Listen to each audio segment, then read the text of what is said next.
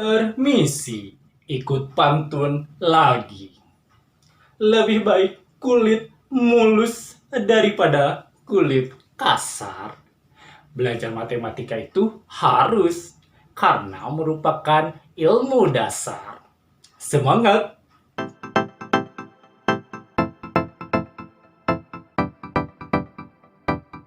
Assalamualaikum warahmatullahi wabarakatuh.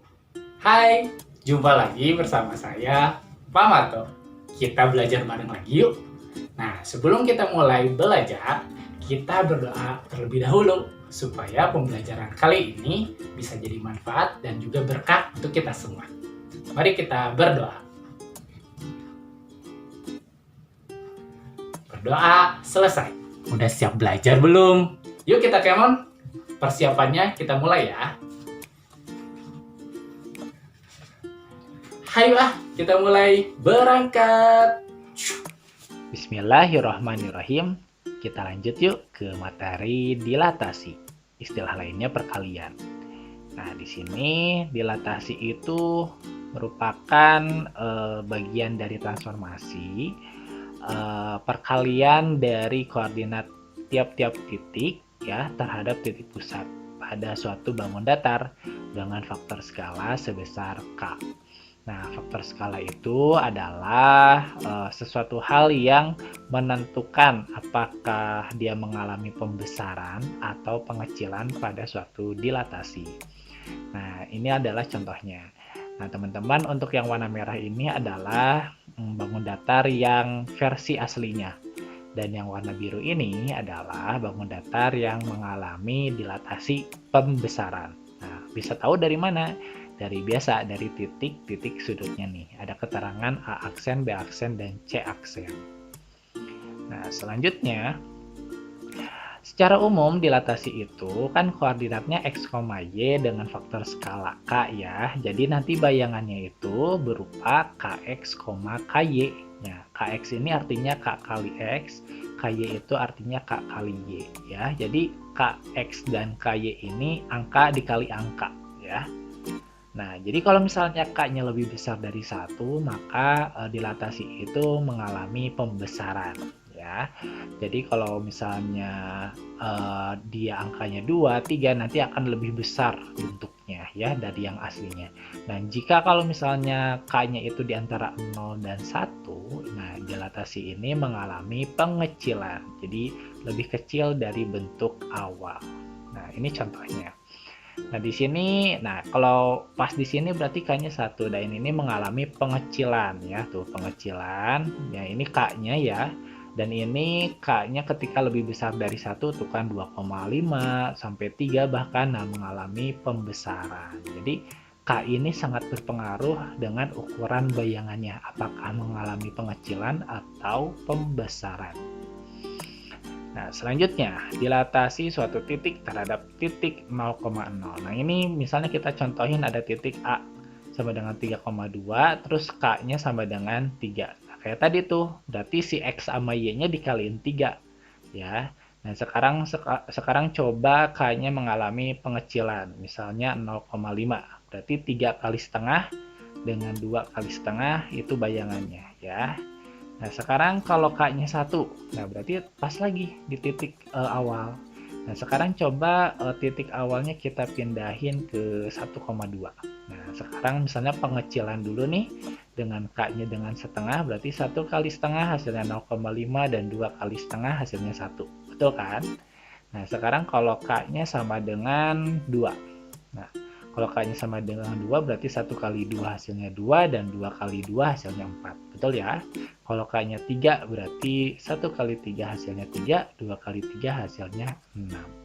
Jadi, kalau faktor skalanya yaitu K ya, si dilatasinya itu, maka bayangannya akan begini. Jadi, K dikali X yang ini dan K dikali Y yang ini. Jadi misalnya ada titik 2,3 berarti bayangannya kalau ada faktor skalanya 2 berarti 2 kali 2 4 dan 3 kali 2 hasilnya 6. Jadi bayangannya 4,6.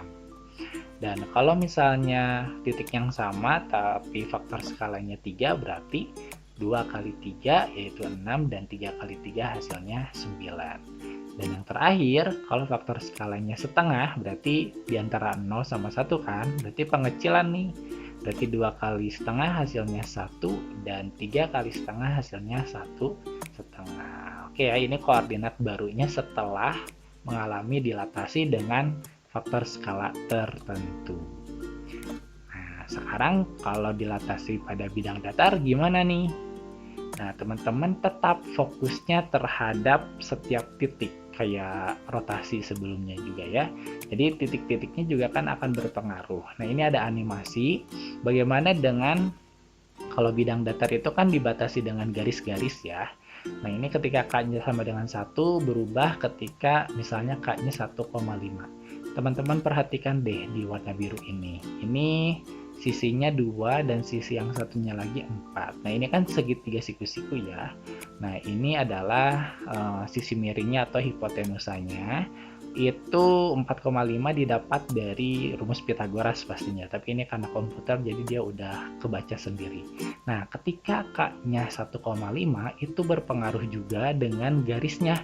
Akan mengalami perbesaran atau perpanjangan sebesar atau dikali dengan 1,5 terhadap garis awalnya. Berarti 2 kali 1,5 hasilnya 3 kan. 4 kali 1,5 hasilnya 6. Nah, bagaimana 6,7 ini?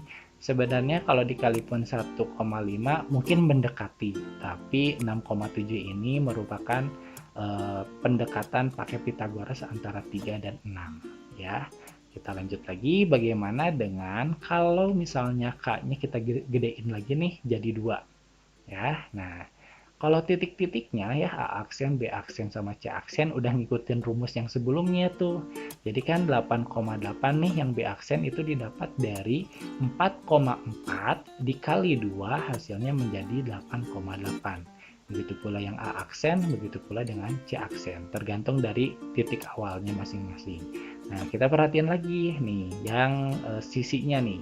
4 ini didapat dari 2 kali 2 hasilnya 4. Dan 8 ini didapat dari 4 kali 2 hasilnya 8. Nah, 8,9 ini tentunya kayak tadi lagi, hipotenusa dari Pythagoras nih ya. Pakai rumus Pythagoras, tapi apakah 4,5 kali 2 bisa hasilnya gini? Kalau aslinya kan 9 ya. Dan 8,9 itu ya mendekati 9 juga, tapi tidak bisa. Lebih baik menggunakan rumus Pythagoras. Nah, selanjutnya jika dia mengalami pengecilan nih, kita kecilin lagi misalnya dari ini yang 1. Nah, ini mengalami pengecilan dengan K-nya setengah kayak tadi lagi. Yang 2 menjadi 1, yang 4 menjadi 2. Nah, yang 4,5 menjadi 2,2. Gitu. Sehingga jika menggunakan faktor skala pada bidang datar ya, teman-teman tetap fokus di A-nya, yaitu A-nya 4,6, kalau faktor skalanya 2 menjadi 8,12. Kalau misalnya B-nya 4,4, kalau faktor skalanya 2 yaitu menjadi 8,8. Dan yang terakhir, kalau 8,4 faktor skalanya 2 berarti bayangannya adalah 16,8. Nah, jadi teman-teman tetap fokus jika ingin mengetahui perbesarannya, itu lihat dari titik pusat pada bidang datarnya. Nah, teman-teman, gimana pembelajaran kali ini? Semoga dapat dipahami ya. Dan sebelum kita tutup video kali ini, mari kita tutup dengan membaca Alhamdulillah bersama-sama. Alhamdulillahirabbil alamin. Jika video ini bermanfaat, boleh di-share, like, dan juga sekaligus subscribe channel ini ya. Dan apabila teman-teman ada pertanyaan ataupun kritik dan saran, boleh tulis di kolom komentar. Ditunggu ya. Terima kasih atas perhatiannya. Mohon maaf atas segala kekurangan dan kesalahannya. Terima kasih. Assalamualaikum warahmatullahi wabarakatuh.